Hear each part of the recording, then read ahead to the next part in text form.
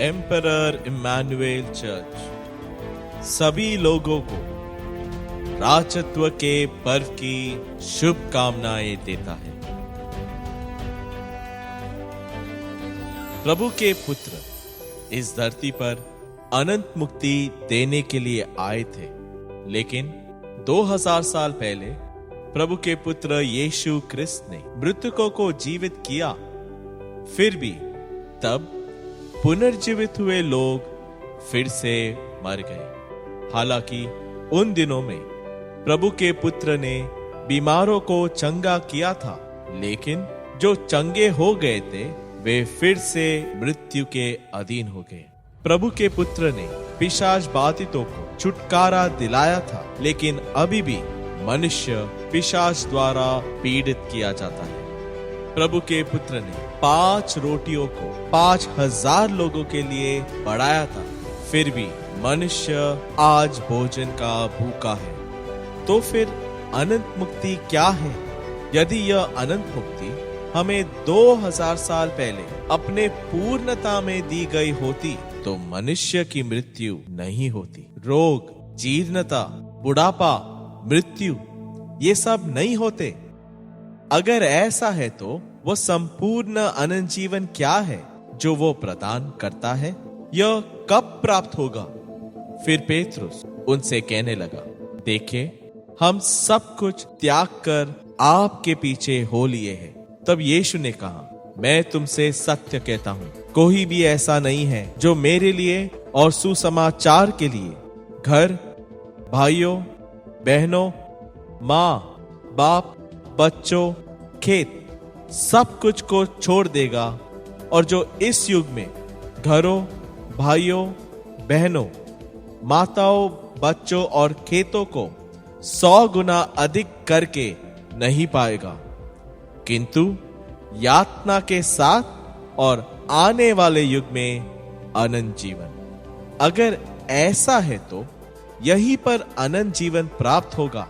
ऐसे कहने का अर्थ क्या है? इस पृथ्वी पर ही कब मिलेगी? आने वाले काल में, अर्थात यह परिपूर्ण शाश्वत जीवन वह अनंत मुक्ति है जो प्रभु के पुत्र हमें उनके दूसरे आगमन पर देते हैं। वह फिर आएगा पापों के परिहार के लिए नहीं, बल्कि उन लोगों के उद्धार के लिए जो आकांक्षा से उसका इंतजार करते हैं। तो यह स्पष्ट है कि उन्होंने अपने पहले आगमन में यह मुक्ति प्रदान नहीं की। प्रभु के पुत्र इस अनंत मुक्ति को हमें देने के लिए फिर से पृथ्वी पर आए हैं, जिसे हम उनके दूसरे आगमन पर प्राप्त करेंगे। वह अपने ही लोगों के पास आया, लेकिन उन्होंने उसे स्वीकार नहीं किया।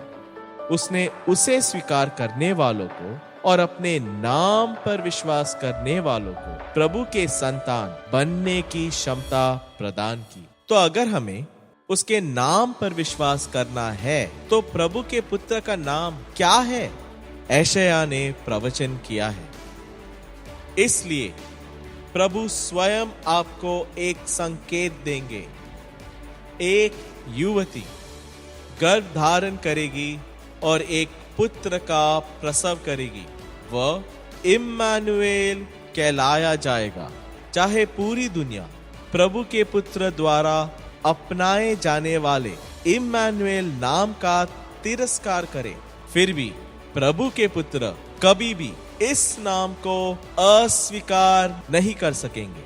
ये सब जानते हैं कि वे यीशु के नाम पर 2000 साल पहले इस धरती पर आए थे, लेकिन उनके दूसरे आगमन में प्रभु उन्हें इम्मानुएल नाम से पुकारते हैं। क्या आपने इस नाम को स्वीकार किया है जो प्रभु ने नबी यशायाह के माध्यम से प्रकट किया है? सिर्फ तभी प्रभु के पुत्र आपको प्रभु का बेटा या बेटी बनने की क्षमता देंगे, क्योंकि वह सभी देशों में लोह दंड से शासन करने के लिए फिर से शरीर धारण करके आए हैं। वे 2000 साल पहले राजा बनकर नहीं आए थे? पिलातुस ने उनसे पूछा, तो तुम राजा हो? यीशु ने उत्तर दिया, तुम कहते हो मैं राजा हूं।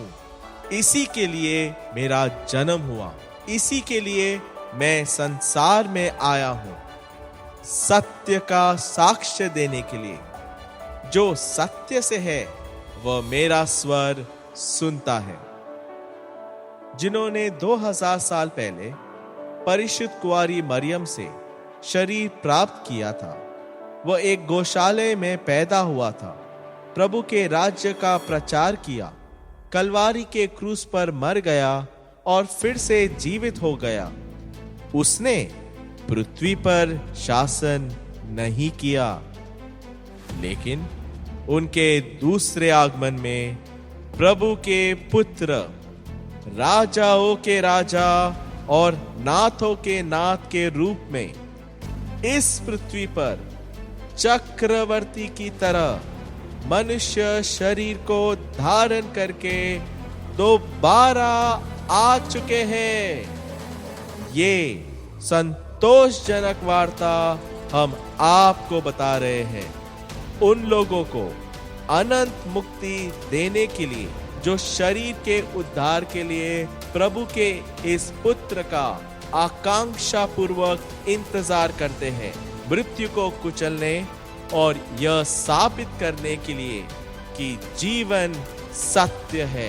वह समय आ गया है कि वे पृथ्वी पर राजाओं के राजा के रूप में शासन करे, नश्वर को अनश्वर करे, मृत्यु को अमर करे, शैतान के कामों को नष्ट करे, प्रभु के राज्य की स्थापना करे, मृतकों को पुनरुत्थान दे, जीवितों को रूपांतरित करे और हमारे शरीर का उद्धार करके अनंत मुक्ति प्रदान करे। प्रभु पिता के एक लौते पुत्र एम्परर इम्मानुएल को राजत्व के पर्व की शुभकामनाएं।